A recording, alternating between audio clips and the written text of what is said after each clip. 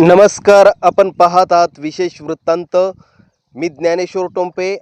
आज आपण बोलणार आहोत माढा तालुक्यातील अंजनगाव खिलवा येथे उभ्या राहिलेल्या एका नव्या वादाबद्दल, जो केवळ पुतळ्यापुरता मर्यादित नाही, तर तो राज्याच्या सामाजिक आणि राजकीय भवितव्याचा संकेत देणारा ठरत आहे. अंजनगाव खिलोबा छत्रपती शिवाजी महाराजांच्या पुतळ्यावरून निर्माण झालेला वाद, जागा देवस्थानाची की शासकीय, यावरून दोन गट आमनेसामने. पण महत्त्वाची गोष्ट म्हणजे हा वाद स्थानिक पातळीवर मिटण्याच्या मार्गावर होता. गावातील मराठा आणि धनगर समाजातील काही सुजाण बांधव पुढे आले आणि त्यांनी तोडगा काढला. जर जागा देवस्थानाची असेल तर पुतळा हलवू, आणि जर जागा शासकीय असेल तर कोणताही विरोध नाही. म्हणजे सलोख्याने प्रश्न मिटण्याची तयारी दोन्ही समाजांनी दाखवलेली होती. यावर दोन्ही समाज पण खुश झाले होते. पण इथंच कथानकाला वेगळं वळण मिळालं आहे.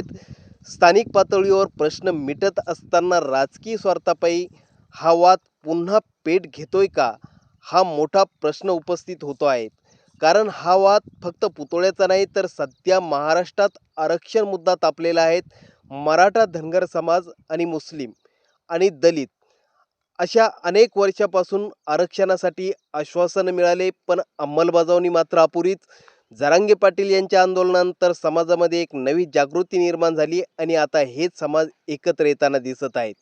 विचार करा, जर मराठा आणि धनगर समाज एकत्र आले तर पुढील काळात राजकीय समीकरण किती बदलू शकतात.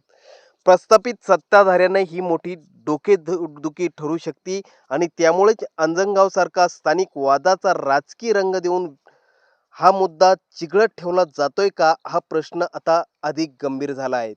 एकीकडे सामान्य लोक आम्हाला वाद नको, आम्हाला सलोखा हवा आहे, तर दुसरीकडे राजकारण व वादाला वेगळंच वळण देताना दिसत आहेत. कारण स्पष्ट आहे, अंजनगावचा वाद हा फक्त एका पुतळ्याचा प्रश्न नाही, तर तो आहे समाज एकत्र येण्याचा आणि राजकारण त्याला कसं हाताळायचं याचा.